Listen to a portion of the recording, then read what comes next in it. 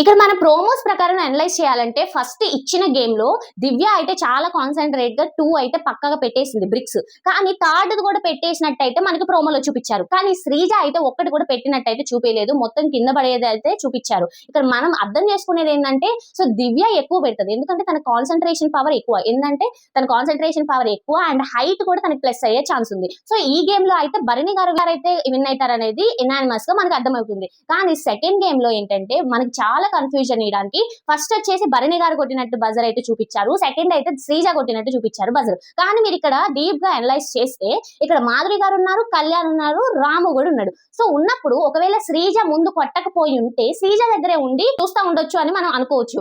కానీ ఒకవేళ మరి భరణి గారి దగ్గర ఎందుకున్నాడు అంటే ఆల్రెడీ శ్రీజాది బజర్ ఫస్ట్ కొట్టేసి ఉంటది. తర్వాత భరణి గారు ఏం చేస్తున్నారని చూడడానికి వచ్చి ఉంటాడు ఈ కళ్యాణ్ అని అయితే నాకు అనిపించింది.